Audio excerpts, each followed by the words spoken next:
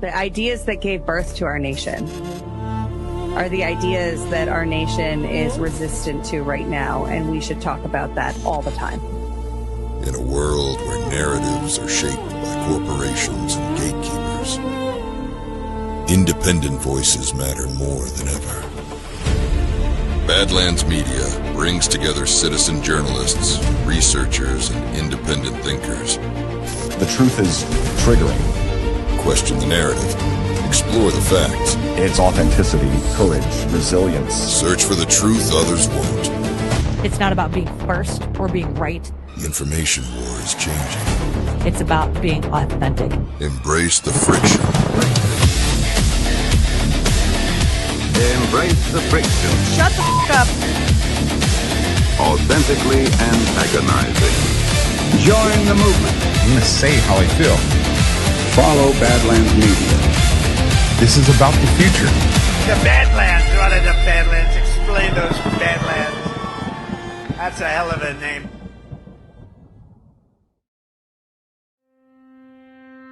Science proves that a healthy immune system is the body's first defense against the smallest of ailments to the most catastrophic. Coriolus versicolor is the most sought-after, all-natural supplement for both humans and pets to help boost the immune system. There are over 400 studies worldwide on its effectiveness in humans, including Sloan Kettering Cancer Center, MD Anderson Cancer Center, and now from the University of Pennsylvania School of Veterinary Medicine. Together, we can help reverse this terrible tide now plaguing your loved ones and give them the immune-boosting supplements that they need.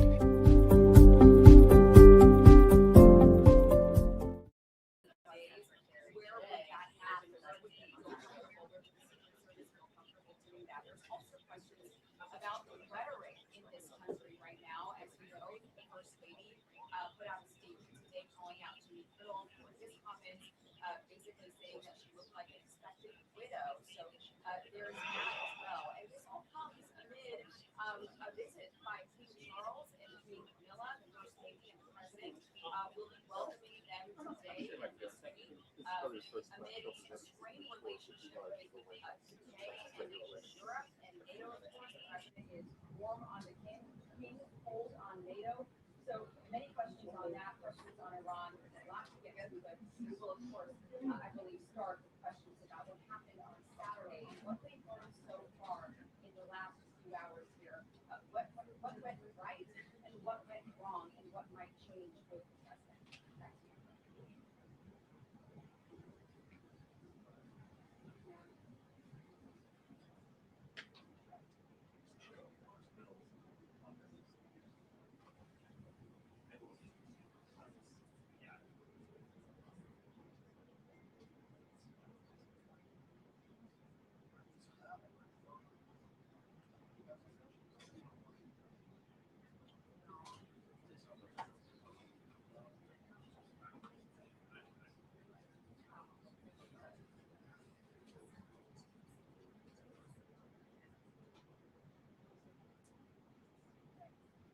I think that will be one of the first questions here. Is, after you joined the President on Saturday, you wanted to have this event within the next 30 days. And the big question is, where can we possibly do that? Do we go back to the Hilton? And so, what would the security look like? Does the President even feel comfortable? So the Secret Service, of course, is here in Carolina. Good afternoon, everyone. Later today, President Trump and the First Lady will welcome King Charles and Queen Camilla for a state visit here at the White House. First Lady Melania Trump has led all of the preparation for the state visit, which will honor the long-standing and special relationship between the United States and the United Kingdom. As I told many of you on Friday afternoon, I thought that would be my last time taking your questions until after my maternity leave. But given the attempted assassination of the president and, quote, top Trump administration officials, as the depraved shooter noted in his manifesto at the White House Correspondents Association dinner on Saturday evening, I felt it was prudent to be here today to answer your questions and inform the American people about how the administration is responding to yet another attempt on President Trump's life. Saturday was supposed to be a joyful evening, celebrating free speech and the First Amendment with all of you, members of the press. Instead, the night was hijacked by a crazed anti-Trump individual who traveled across the country to assassinate the president and as many administration officials as possible. This is the third major assassination attempt against President Trump in 2 years. No other president in history has faced such repeated, serious attempts on his life. First and foremost, the president, the first lady, and everyone in this White House are extraordinarily grateful to the brave law enforcement professionals who sprang into action to apprehend the would-be assassin and keep all of us safe. The president would especially like to express his gratitude to the men and women of the United States Secret Service who acted with the utmost professionalism, courage, and sense of duty. This includes the heroic agent who took a bullet to the chest. Thankfully, he was saved by his bulletproof vest. Minutes after returning here to the White House to the Oval Office, despite fighting Secret Service to try to stay and keep the dinner going on Saturday, ahead of addressing you here in the briefing room, President Trump was intent on speaking to this brave agent to ensure he was okay. And the agent assured the president that he was. As you know, I was seated next to President Trump and the First Lady when the shots were fired before Secret Service swiftly moved us to safety backstage. The president's calm in the face of chaos, while yet another individual was trying to take his life, was really remarkable to witness, and it's something I will never forget. President Trump is fearless because he loves this country, and he is willing to put his own life on the line to deliver on the promises that he made to the American public who elected him here into the highest office in the land. And while we are blessed to have a fearless president, we should not live in a country where such constant fear of political violence permeates our society every single day. We can and we should have fierce disagreement in this country. As you all know, we disagree often, myself in this role and all of you in the news media, but those disagreements must remain peaceful. Debating, peaceful protesting, and voting are how we need to settle disagreements, not bullets. Nobody in recent years has faced more bullets and more violence than President Trump. This political violence stems from a systemic demonization of him and his supporters by commentators, yes, by elected members of the Democrat Party, and even some in the media. This hateful and constant and violent rhetoric directed at President Trump day after day after day for 11 years has helped to legitimize this violence and bring us to this dark moment. Those who constantly falsely label and slander the president as a fascist, as a threat to democracy, and compare him to Hitler to score political points are fueling this kind of violence. The left-wing cult of hatred against the president and all of those who support him and work for him has gotten multiple people hurt and killed, and it almost did so again this weekend. When you read the manifesto of this shooter, ask yourselves, how different is the rhetoric from this almost assassin than what you read on social media and hear in various forums every single day? The answer, if you're being honest with yourself, is that there is no difference at all. Much of the manifesto of the would-be assassin is indistinguishable from the words that we hear daily from so many. For example, as the First Lady of the United States pointed out this morning, just 2 days prior to the shooting, ABC's late night host Jimmy Kimmel disgustingly called First Lady Melania Trump an expectant widow. Who in their right minds says a wife would be glowing over the potential murder of her beloved husband? And having experienced what I did with the First Lady on Saturday night, I can tell you that she was anything but that.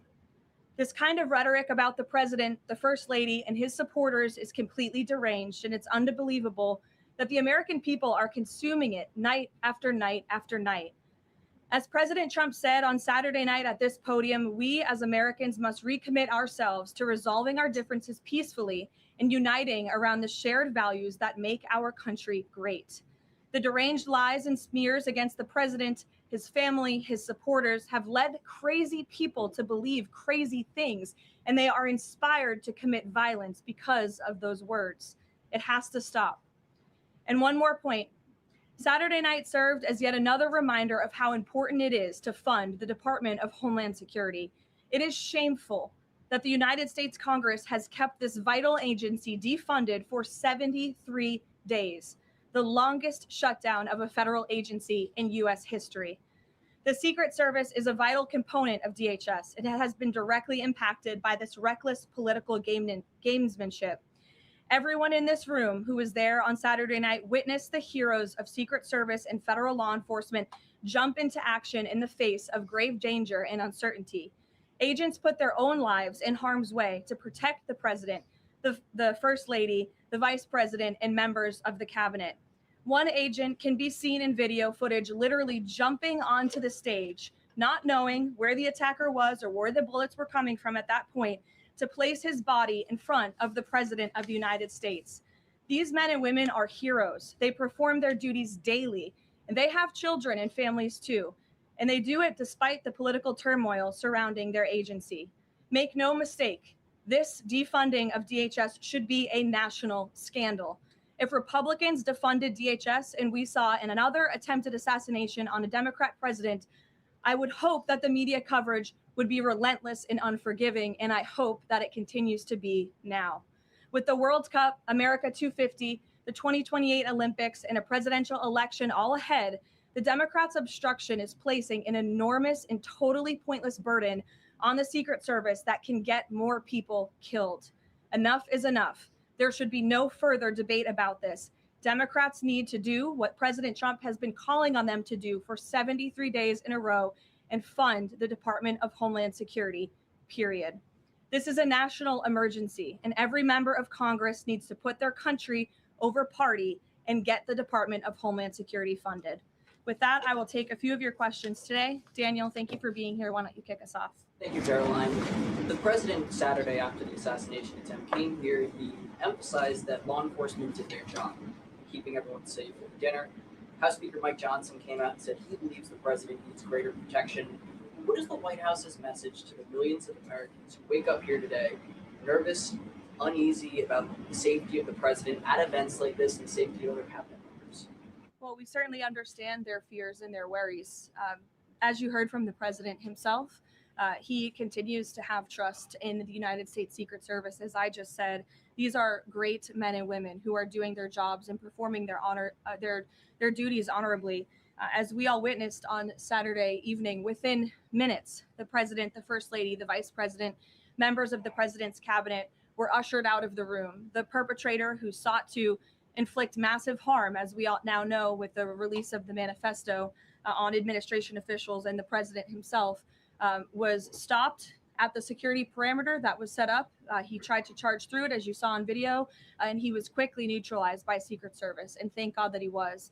With that said, obviously, the White House is always asking the tough questions and ensuring the safety of the president. I understand there will be a meeting early this week convened by the White House Chief of Staff, Susie Wiles, with top DHS leadership, members of the United States Secret Service, and our own operations team here to ensure the safety and the security of the president, as we do have many of these major events moving forward. So we're always monitoring operations and procedures, always asking the tough questions to ensure the president is safe, and the American people should be assured there's no higher priority for the president and his staff than the president's safety. Caroline, Friday you said that you thought that gaggle out of the sticks would be your last one for your baby.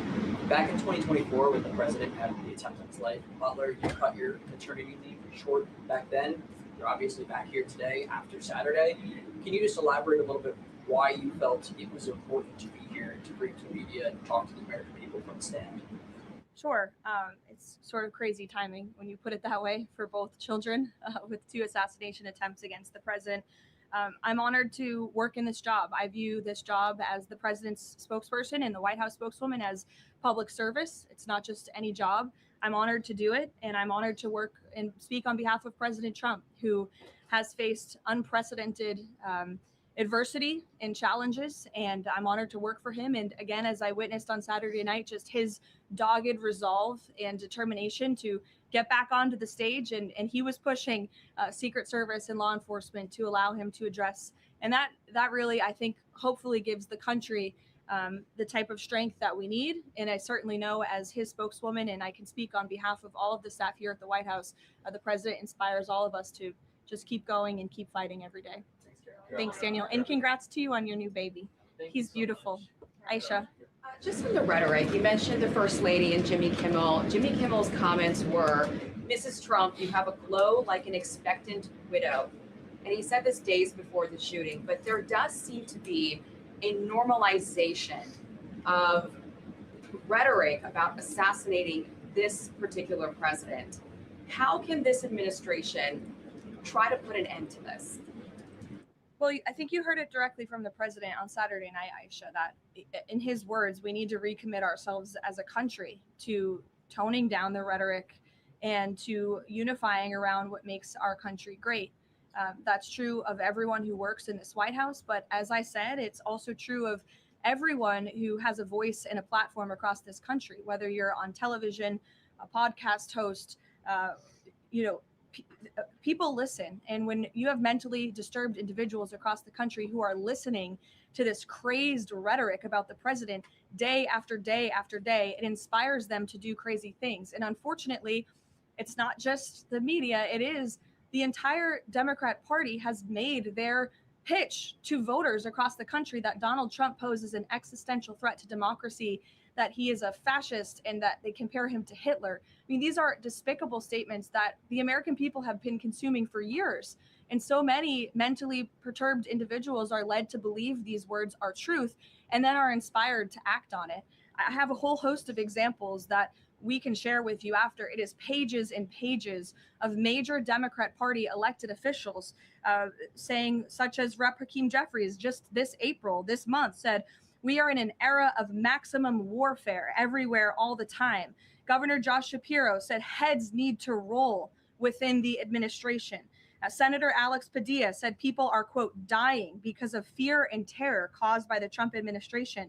Senator Elizabeth Warren, President Trump is making the country look like a, quote, fascist state.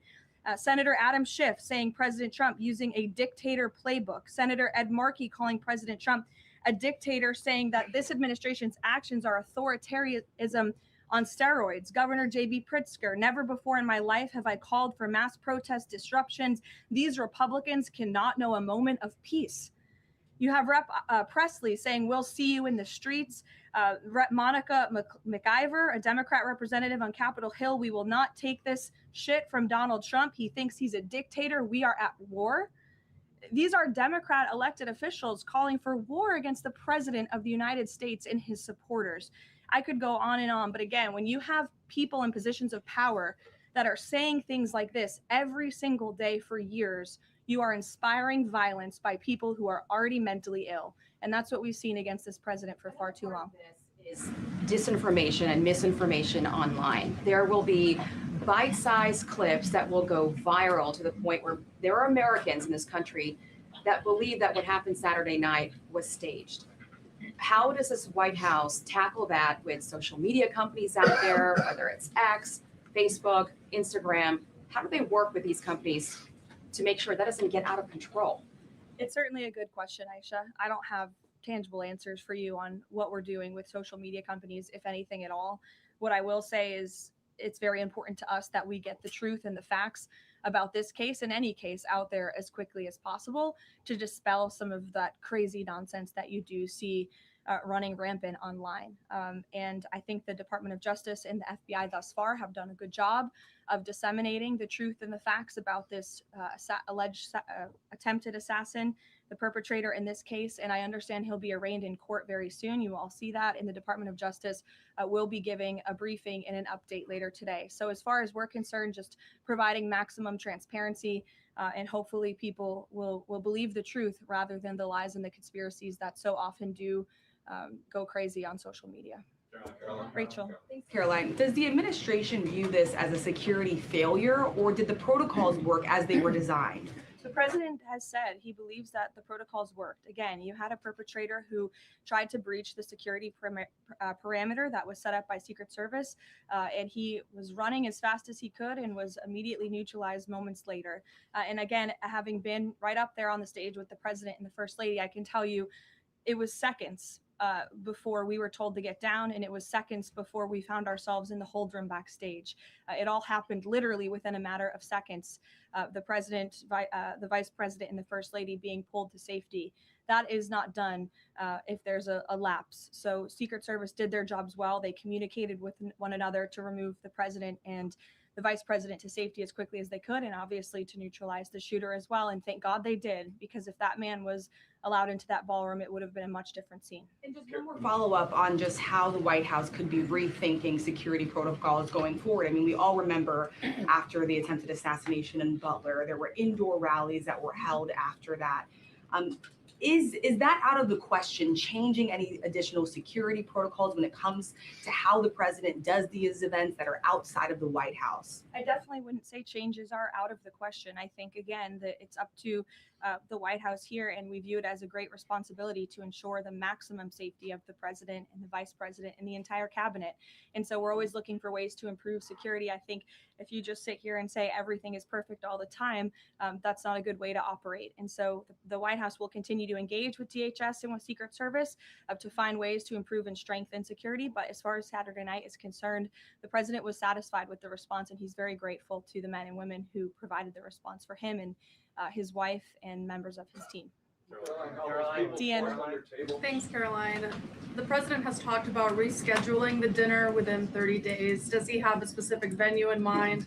And would he consider hosting it at the White House? Well, unfortunately, we don't have a room big enough here at the White House, which is another point to be made. And the president is absolutely right. It's why the White House Ballroom project is not just a fun project for President Trump, like you will read in the media. It is actually critical for our national security that a larger, secure building on this complex, which is the most secure complex in the world, is built to accommodate not only large amounts of guests, but also the president, the vice president, members of the cabinet. The line of succession in this country should be able to gather freely in safety without the fear of threats or political violence. And the White House Ballroom will provide that. And so it's critical that we get this project done as quickly as possible. Ron as well. Thank you, Karoline. Thank you, Karoline. Two questions, if that's all right. First, on the security situation on Saturday, kind of a follow-up here. Previous administrations have sent both the president and the vice president to the dinner. But after the foiled attack on Saturday, if the dinner is rescheduled, would President Trump and Vice President J.D. Vance both plan on attending? And is it wise to have both of them in the same spot, given the presidential line of succession you mentioned a second ago? It's definitely a good question, and I know that it's one that will be raised. I can assure you the president intends to attend the event, as he has told all of you publicly. I don't want to rule in or out the vice president's attendance, but certainly that's a conversation that will take place. Iran has proposed a mutual reopening of the Strait, leaving the nuclear discussion for later in the process. Given that the nuclear program has been a red line for this administration, would the president agree to that kind of phased negotiation? Well, only because it's been reported. I will confirm the president has met with his national security team this morning. The meeting may be ongoing, maybe not. I don't want to speak affirmatively because I was prepping to come out here, but the proposal was being discussed. I don't want to get ahead of the president or his national security team. What I will reiterate is that the president's red lines with respect to Iran have been made very, very clear, not just to the American public, but also to them as well. So they're considering that. I wouldn't say they're considering it. I would just say that there was a discussion this morning that I don't want to get ahead of, and you'll hear directly from the president, I'm sure, on this topic very soon. I'm going to ask you about the Fed chairman, but first, 3 assassination attempts in 3 years. Is this going to change the type of events that the president goes to? Well, again, that's going to be part of the conversations moving forward. But as you heard from President Trump, he does not want these deranged lunatics and these grave acts of political violence to change our American way of life. And I think it's a very brave thing for him to say. It'd be very easy for him to just hunker down here at the White House where he knows he's safe. But the president wants to be out across the country. He wants to go across the country to meet with Americans. He wants to celebrate the 250th birthday of our nation's anniversary this summer.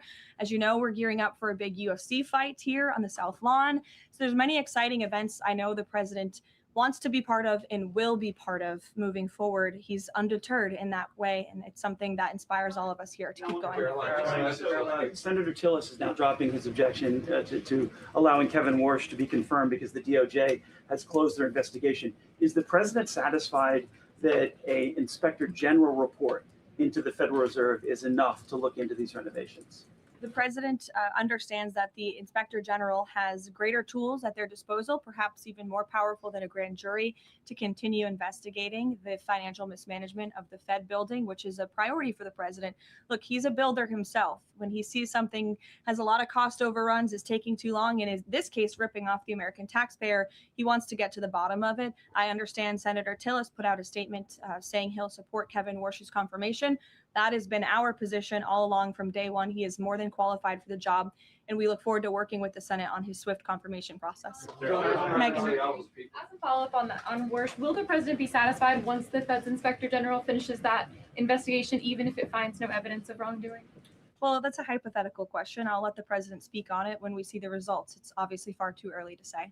Relatedly, as a follow-up, now that it looks like Warsh will be confirmed by the end of Jay Powell's term, is he still considering firing Jay Powell if he stays on as governor after that?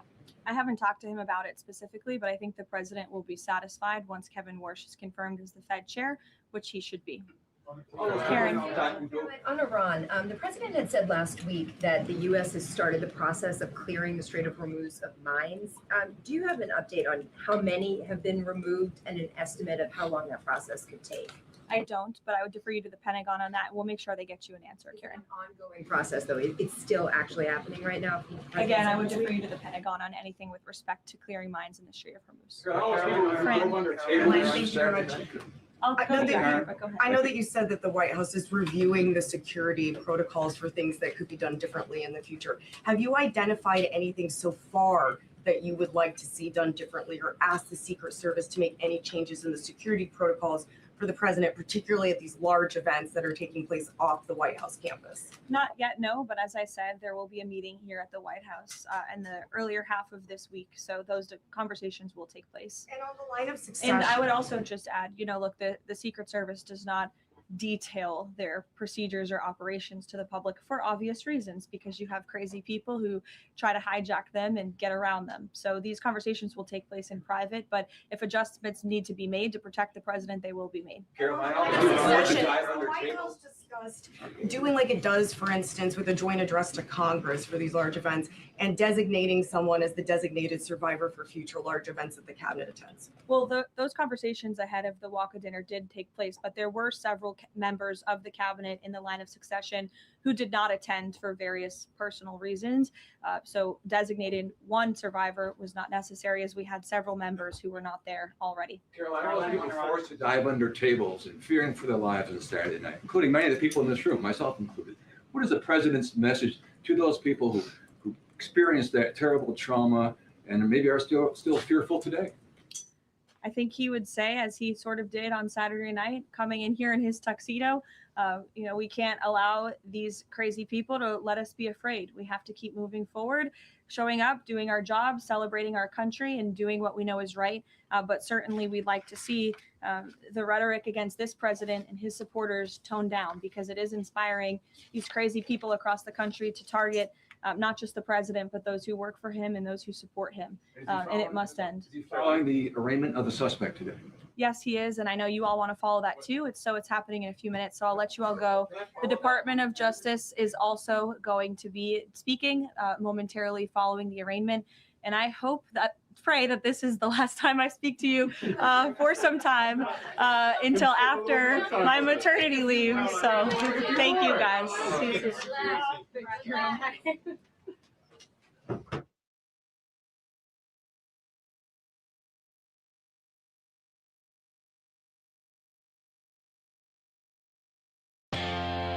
What up, Badlanders? Are you ready to rock something new in 2026? Well, as always, we got you covered with the Rise Badlands Native Collection.